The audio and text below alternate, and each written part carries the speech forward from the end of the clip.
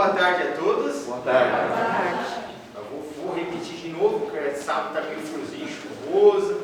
Todo mundo está ainda meio com soninho, né? Então vamos lá de novo. Boa tarde a todos. Boa tarde. Aí sim, com bastante energia. Que a paz de Jesus esteja no coração de todos nós. Que estejamos hoje tendo esta oportunidade maravilhosa, divina, já estamos tendo, né? Nós possamos aproveitá-la para que estejamos bebendo deste manancial maravilhoso divino que José de Mococa nos apresenta, esse nosso mestre querido, o nosso comandante, né, da Casa de Caridade, o nosso general maravilhoso divino que nos apresenta a oportunidade de estar trazendo esta luz, esta paz, para que estejamos trabalhando em prol dos nossos necessitados, mas principalmente em prol de nós mesmos, porque somos os primeiros a sermos assistidos, somos os primeiros a sermos amparados.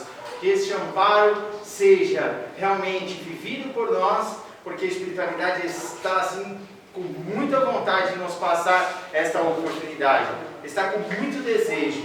Afinal de contas, os mentores nossos anjos da guarda nos trouxeram até aqui, para que estivéssemos hoje melhorando, estivéssemos hoje caminhando, progredindo e conseguindo algo mais do que já conseguimos no sábado passado. E assim vai, né? De reuniões a reuniões, conseguindo um pouco mais, recarregando as nossas energias e dando possibilidade para o sucesso espiritual, o sucesso interior, porque quando estivermos na paz interior, na felicidade interior, todo o restante estará também na mesma similitude.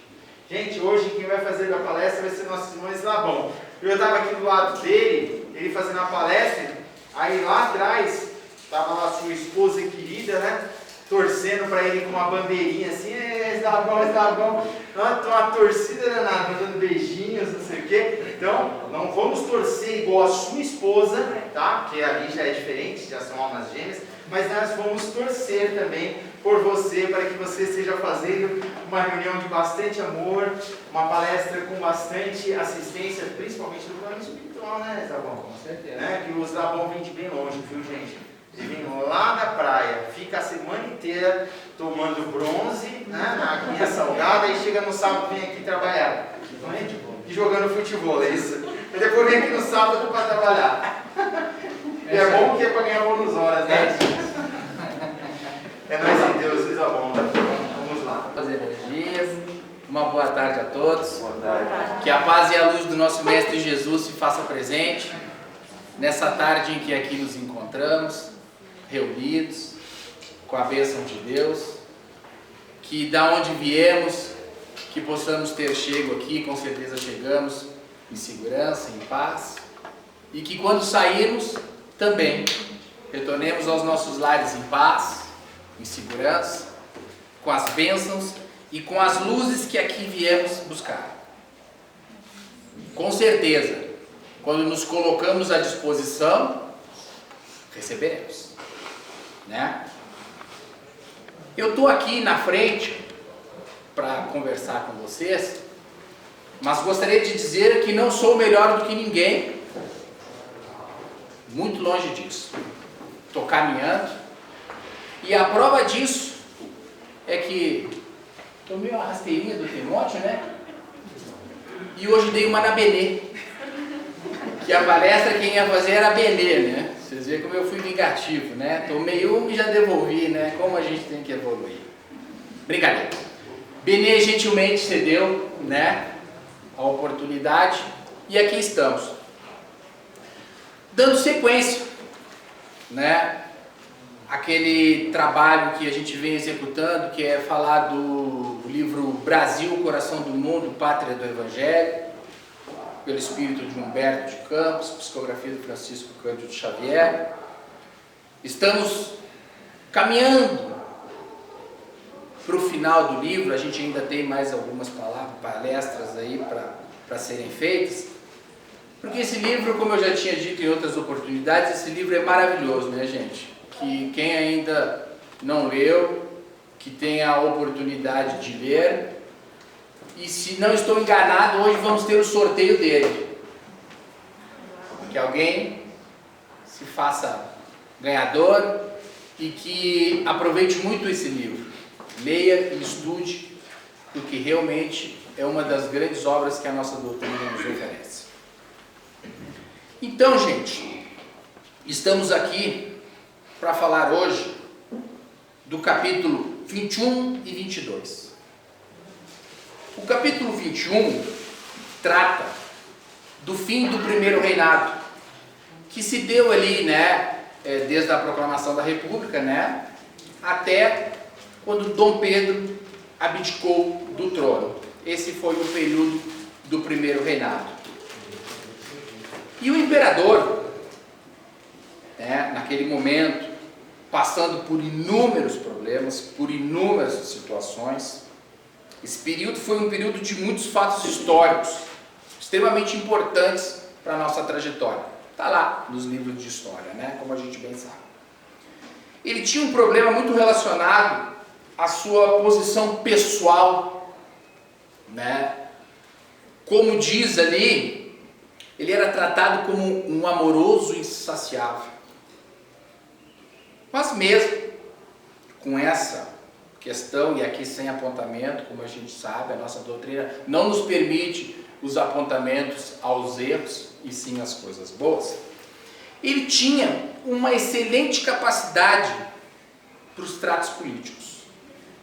Nesse período, ele inaugurou uma era constitucional entre Brasil e Portugal, que foi muito importante. Mas quando Dom Pedro estava receptivo às boas ideias, Ismael e a sua falange conseguiam atuar naquele trabalho de libertar a nossa pátria, de fazer com que a nossa pátria avançasse. E assim, nos momentos em que se encontravam as oportunidades, eram feitas. Então, de novo, ao invés de nós ficarmos focados naquelas coisas que não são boas, vamos focar naquilo que realmente tem o seu devido valor. Porém, nesse mesmo período, algumas de suas atitudes não foram muito bem aceitas, tanto na questão institucional, como lá na sua vida pessoal, o que levou o Brasil a viver momentos muito delicados. Algumas pessoas naqueles momentos ali já estavam desenvolvendo uma ideia republicana que ela teria que vir, teria que acontecer, mas não era ali ainda a oportunidade. E essas revoluções que aconteceram no nosso país, elas foram reprimidas pelo Império. Se certo ou errado, não se discute. Elas precisavam também ser reprimidas, porque essas revoluções, como a gente bem sabe, levam a problemas muito sérios. Então, de alguma forma, o Império usou a sua força para reprimir esses movimentos.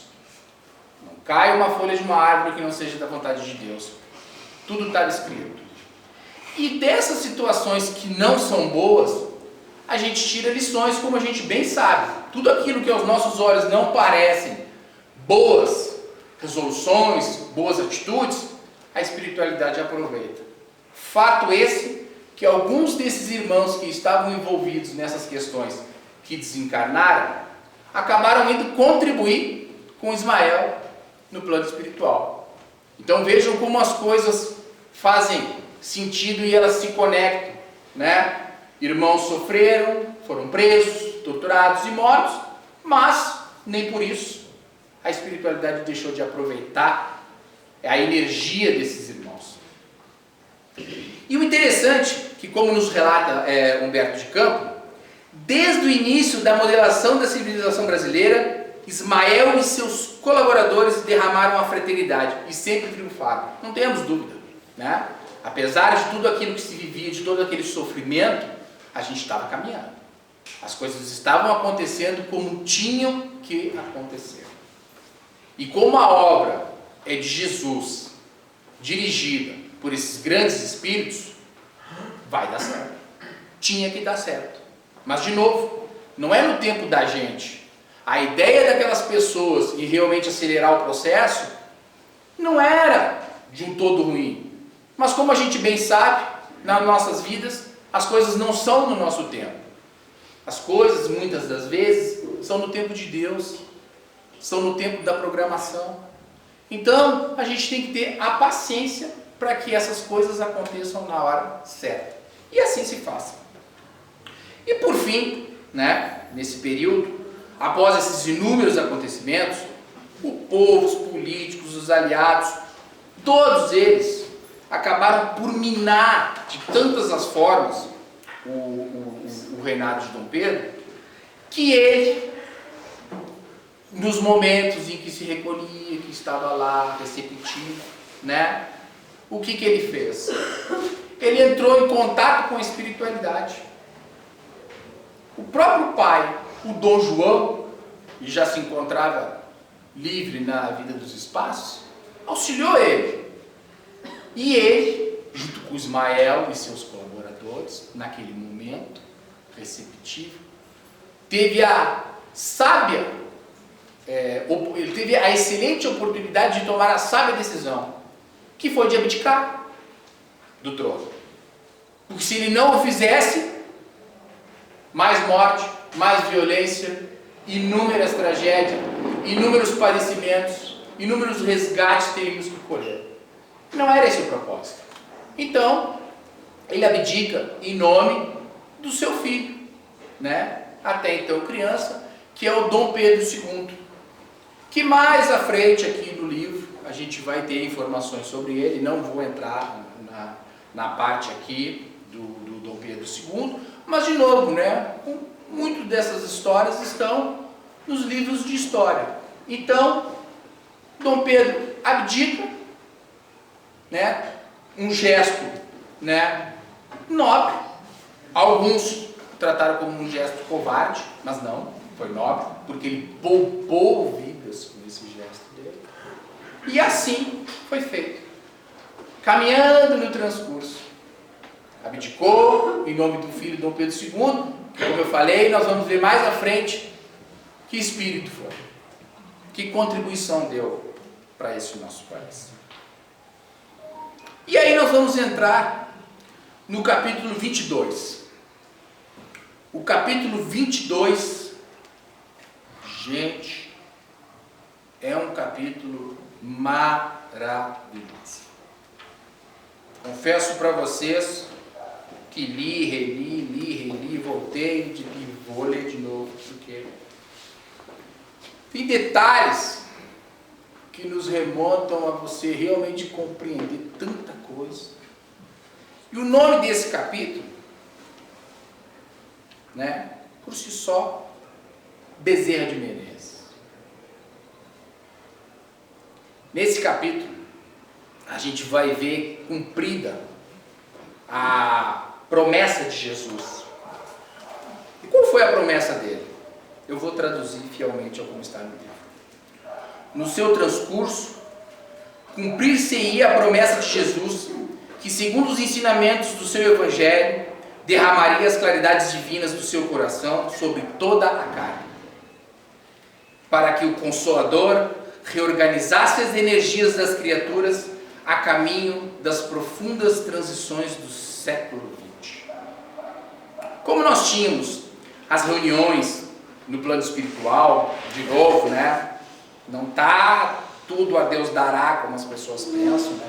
Existe uma programação, existe uma ordem, existe uma lei, né? O próprio mestre, ele anuncia os trabalhos que seriam executados, que seriam a codificação através de Allan Kardec, né?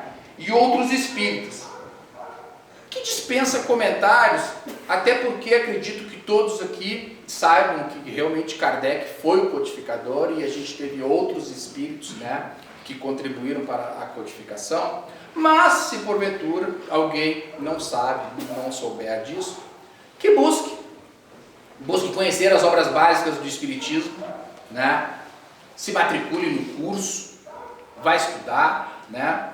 E também já fica aqui o convite, né? Estendendo a algum colaborador da casa que queira fazer uma palestra sobre Allan Kardec, né? E sobre as obras básicas, né? Trazer um resumo, apresentar para nós aí, vai ser interessante talvez, Até eu faça, quem sabe, não sei. Né? Tá aí. Então a gente tem que buscar as informações e nos alimentarmos das instruções para realmente podermos compreender. Estava conversando hoje com um amigo na casa e falando sobre isso, sobre lermos as obras de Kardec. Né? Quer compreender um pouquinho mais? Vá ler as obras de Kardec. Né? Vai estudar. E a gente vai estudar e vai sempre aprender e vai sempre buscar. Como a gente bem sabe, Divaldo Franco anda com o livro dos Espíritos debaixo do braço, gente. Se Divaldo anda com o livro dos Espíritos debaixo do braço, nós não precisamos andar com ele debaixo do braço, mas podemos ter na nossa cabeceira, podemos buscar, estudar, na verdade. E aí, gente, a gente vai ter a inspiração por parte de Ismael e a sua falange a buscar espíritos dispostos a estudar e a colaborar com o espiritismo.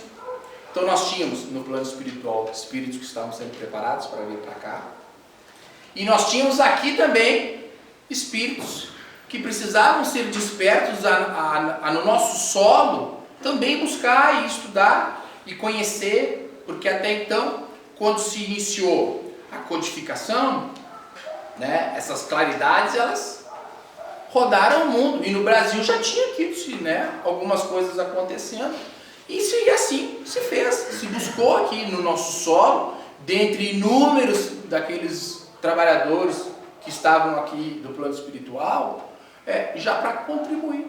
E aí as coisas começaram a caminhar. E como a gente sabe, após essa reunião, que nós temos outras reuniões, Ismael reúne os companheiros de trabalho para a luta e para o combate. Depois da reunião com Jesus, ele vai lá e monta a reuniãozinha dele, e aí vai trazer as pessoas para essa luta e para esse combate. Me lembro da epístola de Paulo aos Coríntios, né, a Timóteo, na verdade. Combati o bom combate, terminei a carreira, guardei a fé. Que aqueles espíritos que viriam, teriam que vir preparados para isso. E que essa mesma lição sirva para nós. Que a gente combata o bom combate, que a gente termine a nossa jornada, guardando a fé de que vamos ser salvos, de que vamos evoluirmos, de que vamos estar num lugar melhor, que cada reencarnação que aqui viemos, pelos nossos próprios esforços, a gente avança um pouquinho. E assim, com muita força de vontade, com a ajuda de todos, porque sozinhos não somos ninguém, com a proteção da espiritualidade, de uma casa como essa, um lar que nos acolhe, José de Mococa, os espíritos amigos, a gente consiga avançar. Voltando, né, nessa reuniãozinha lá com que o Ismael fez, ele fala do Consolador, que seriam os 100 anos de preparação, dos próximos 100 anos, e que esses anos seriam de muita dor, que se fará necessária para a transição, mas que essas mesmas dores preparavam o caminho para a purificação espiritual e uma estabilidade moral. Então, a dor não é de um todo ruim. A gente também tem que compreender que ela faz parte do processo para a gente evoluir. E aí nessa reunião, ele diz assim, vou ler de novo para manter fiel à palavra. Ismael dizendo: irmãos, o século atual, como sabeis, vai ser assinalado pelo advento do Consolador à face da terra. Numerosas fileiras de missionários encontram-se disseminadas entre as nações da terra com o fim de se levantar a palavra da boa nova do Senhor. O século XX será devidamente esclarecido como elemento de ligação entre a civilização em vias de desaparecer e a civilização do futuro, que assentará na fraternidade e na justiça, porque a morte do mundo prevista na lei dos profetas não se verificará por enquanto com referência à constituição física do globo, mas quanto às suas expressões morais, sociais e políticas. Concentremos agora nossos esforços na terra do Evangelho, para que possamos plantar no coração dos seus filhos as sementes benditas que mais tarde frutificarão o solo abençoado do cruzeiro. Vejam bem, a gente vai passar por dor para se transformar, para a gente evoluir. Então, quando a gente diz que estamos caminhando e avançando, isso é verdade, gente. Por mais que pareça que o nosso Brasilzão está torto, está perdido, não. Isso está dentro do contexto, nos foi apresentado. Iríamos passar por momentos de dificuldade. O que não quer dizer é que nós tenhamos que se abraçar com essas dificuldades, ou que as pessoas que provocam isso não tenham as suas responsabilidades. Terão. Agora, a cada um segundo suas obras. Qual é o papel que nos cabe? Né? A gente vem conversando ao longo desse livro, que é justamente esse, né? Mantermos o nosso equilíbrio, mantermos o nosso pensamento, elevarmos, né? Fazermos prece para o nosso Brasil. Vamos continuar, não vamos nos envolver com picuinhas, entendeu? Se o Partido Azul está fazendo diferente do Partido Vermelho, o problema é do Partido Azul. Se o Partido Vermelho eventualmente agora está com melhores obras, pronto. Se o branco, não interessa. A nossa bandeira é uma só. A nossa bandeira é a bandeira de Ismael, a bandeira de paz, Deus, Cristo, caridade, justiça. Então esse é o papel que nos cabe, que a gente gosta sempre de deixar claro que nós, brasileiros, nós da doutrina espírita, nós temos sim compromisso, que sabe-se lá qual foi o que assumimos, né, gente? Por via das dúvidas, vamos fazer o nosso melhor. Vamos manter os nossos pensamentos, vamos ser os bons cidadãos, vamos elevarmos o nosso pensamento ao nosso Brasil, vamos incluir o nosso Brasil nas nossas preces. Qual é a dificuldade que a gente tem de compreender que a gente precisa alimentar o Brasil com boas energias? E não só ficar falando, pô, mas esse país não dá. Aqui, pelo amor de Deus, aqui não tem jeito. Não tem jeito. Tem jeito, gente. Tanto tem jeito que ele está caminhando. Peguem um livro que vocês vão ver como caminhou. De novo, por mais que pareça que não, que isso aqui está uma nau desgovernada, não está, gente. Está tudo no contexto. Voltando, ele fala dos 100 anos de preparação, codificação, dos próximos 100 anos de muita dor que se fará necessária. Então, infelizmente, estamos nesse processo. E que bom que estamos nesse processo. Vamos seguir nele, firmes e fortes. Vamos avançar. Uma reunião lá, espiritual, ele vai falar a um dos seus fiéis discípulos. Ismael, descerás à terra. Meu Deus do céu. Mais uma vez, a missão dada, a missão cumprida, né? O 01 foi o Enil, né? O 01, aí a gente teve o 02, o 01, e aí veio um monte. E quem era esse? O número dele eu não sei. Mas como ele nasceu em 1831, vamos botar o número dele, né? Era o 1831. Era o nosso querido doutor Adolfo Bezerra de Menezes, que nascia 29 de agosto, agora, próximo, de 1831, em Riacho do Sangue, no estado do Ceará. Nascia Adolfo Bezerra de Menezes, o grande discípulo de Ismael que vinha cumprir no Brasil uma elevada missão. Eu fui dar uma olhada em relação a esse lugarzinho que nasceu Bezerra de Menezes, e olha que coisa interessante que eu descobri, gente. Talvez muitos de vocês já saibam. Essa cidade, nesse lugar, Riacho do Sangue, hoje é o distrito, o município de Jaguaretama, fica a 240 quilômetros de Fortaleza. E lá, gente, tem um polo que foi criado, um projeto por algumas pessoas. Dentre eles, aqui eu quero citar o irmão Bem-vindo, que foi presidente da Federação Espírita do Estado do Ceará, e o jornalista Hélder Cordeiro, que foi quem descobriu as supostas ruínas da casa onde tinha nascido o Dr. Adolfo Bezerra de Menezes. E ali nesse entorno a gente tem uma obra maravilhosa que se criou. Museu, escolas, maternidade. As vilas desse entorno são todas de assentamento de reforma agrária. E elas são consideradas pelo INCRA como os melhores assentamentos de reforma agrária do nosso país. Para quem acha que não tem coisas boas no nosso país, ou acha que esse processo de reforma agrária é errado, não é, gente. Está aqui a prova. Não existem problemas. A maioria das pessoas estão voltadas ao trabalho do polo de Dr. Adolfo Bezerra de Menezes. Não houve uma desistência e devolução de terra e de moradia nesse local. Olha a prova de que quando as coisas são feitas no nosso país corretamente, as coisas acontecem. Está aí. Tudo dá errado? Não. Temos coisas boas acontecendo. Interessante isso. E como eu falei, não tinha nem conhecimento.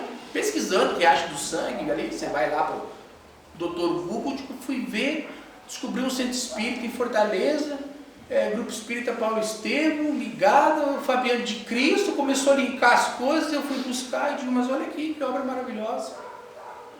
E aqui, claro, né? Se ali, como de fato é o chão de Dr. Adolfo Bezerra de Menezes, a espiritualidade se faz presente, mas não é só isso também, né?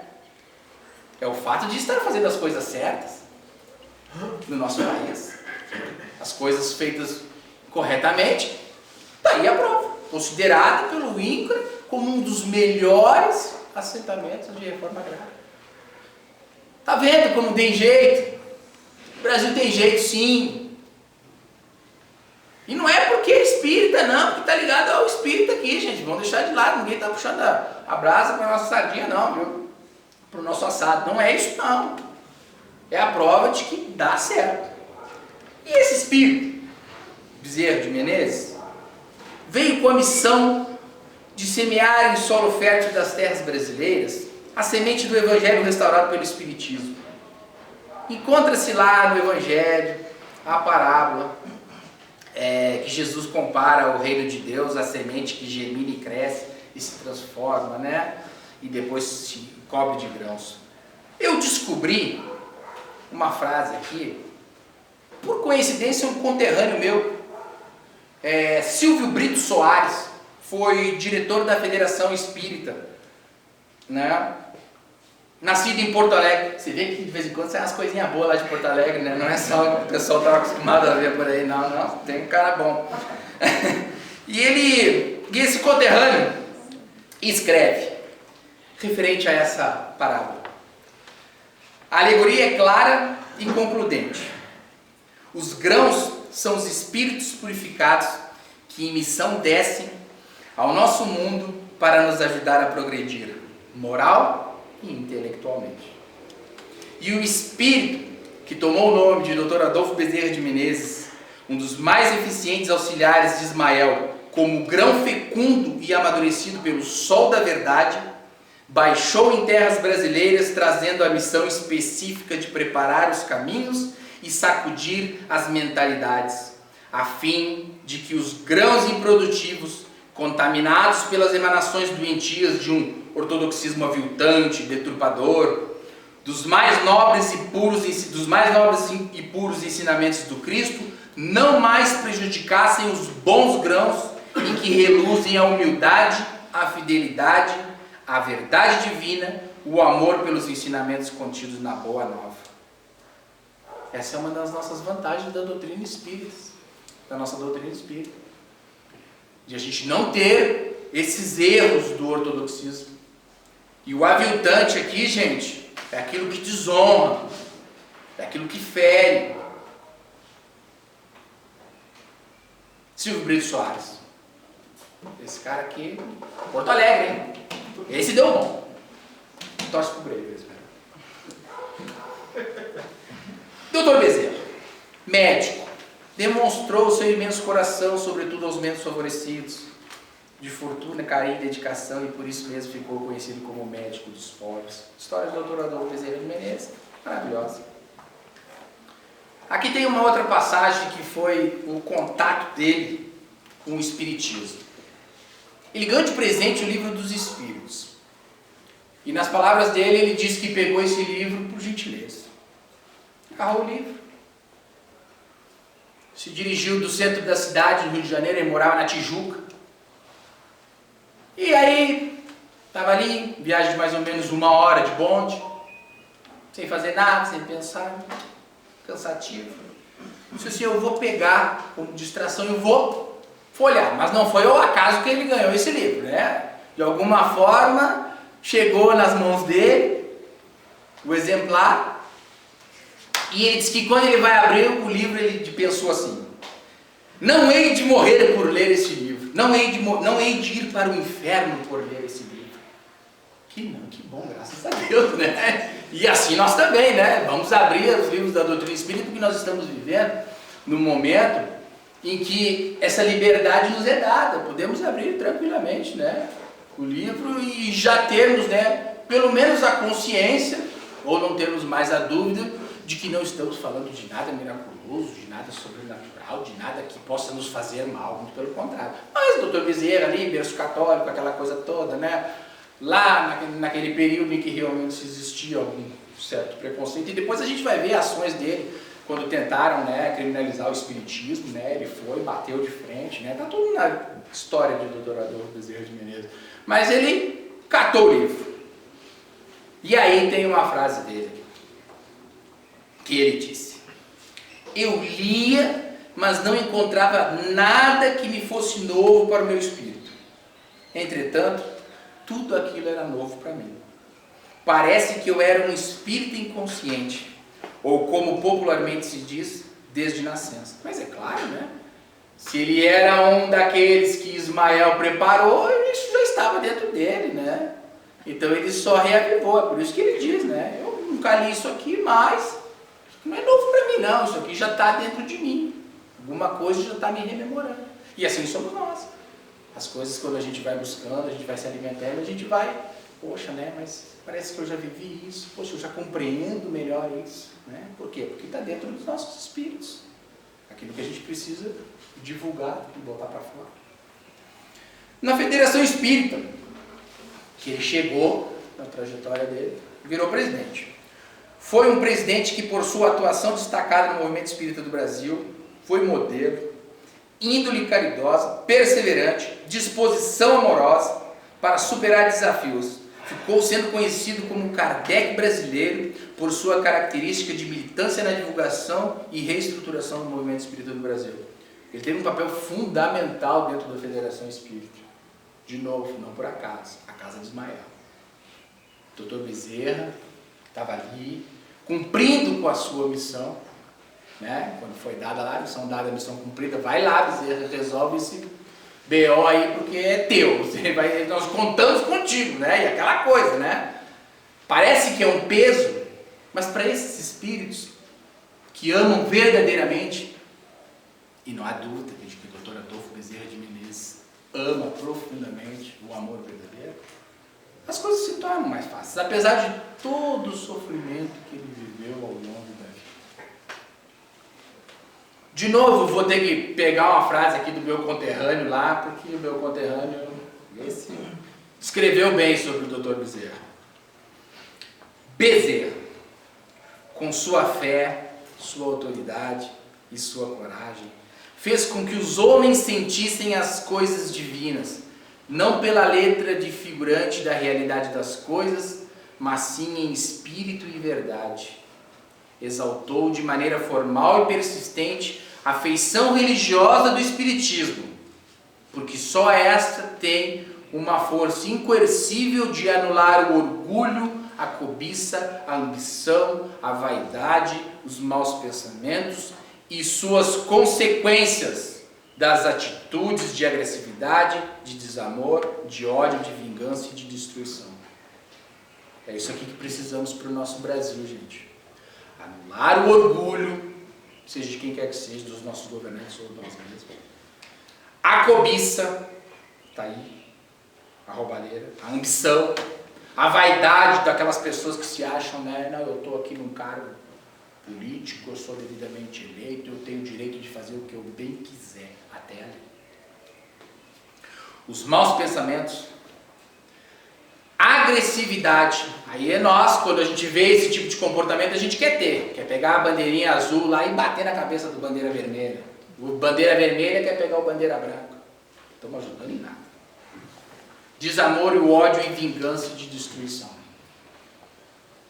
Que não destruamos essa obra, gente.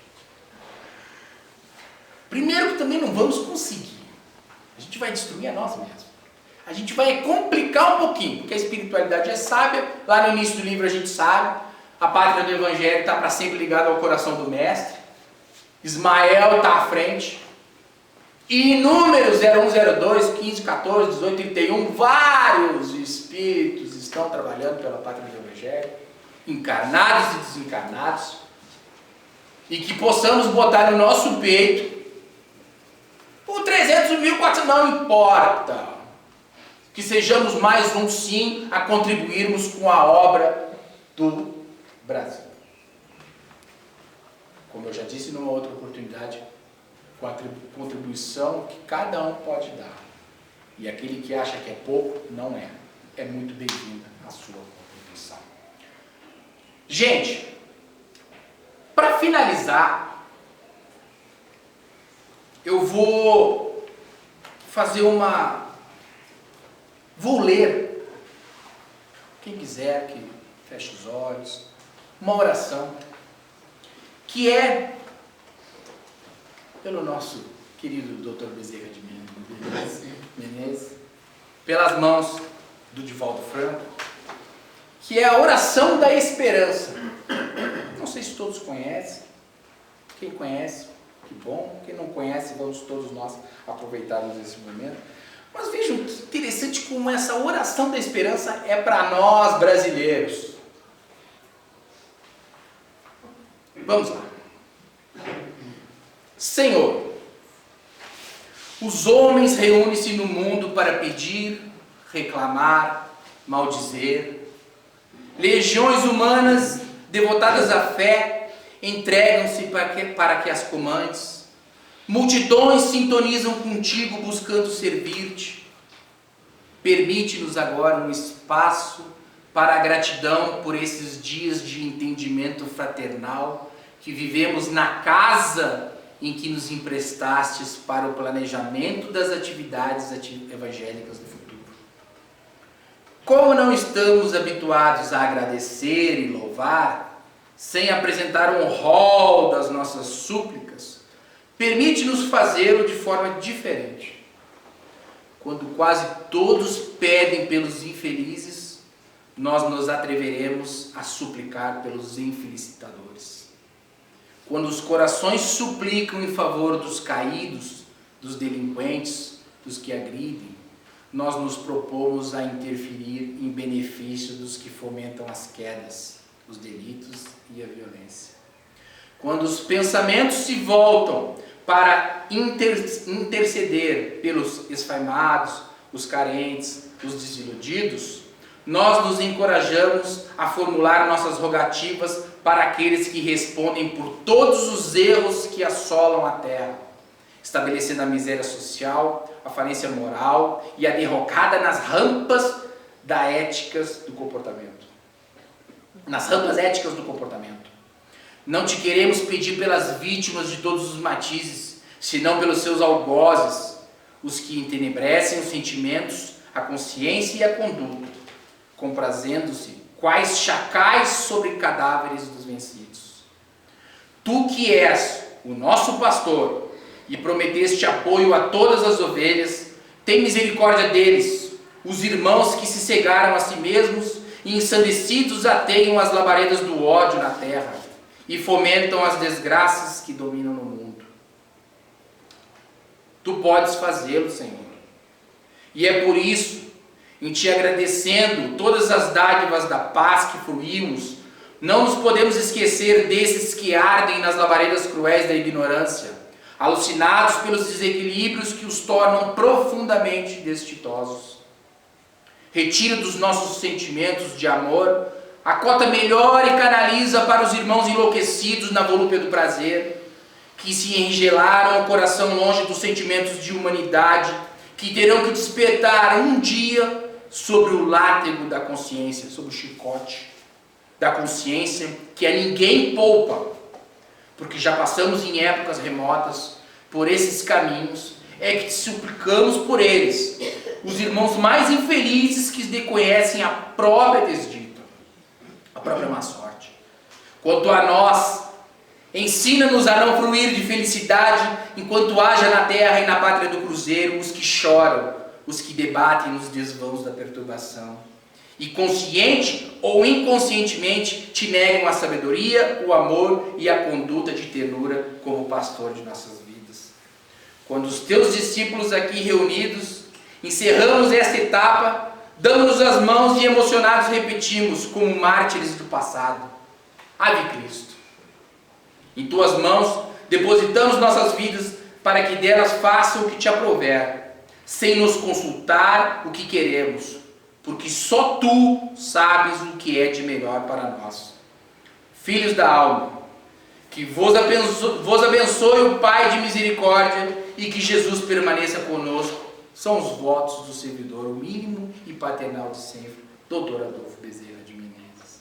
É exatamente isso. Uma prece da esperança que podemos pegar aí na internet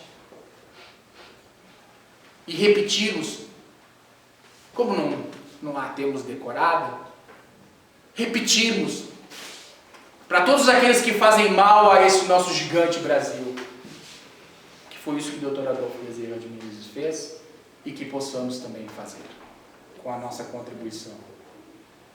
Muito obrigado a todos, que a paz e a luz do nosso Mestre Jesus se faça presente no lar e no coração de cada um de vocês, no nosso Brasil. Muito obrigado do fundo do meu coração, e muito obrigado, e gostaria de pedir uma salva de palmas a Dr. Adolfo Bezerra.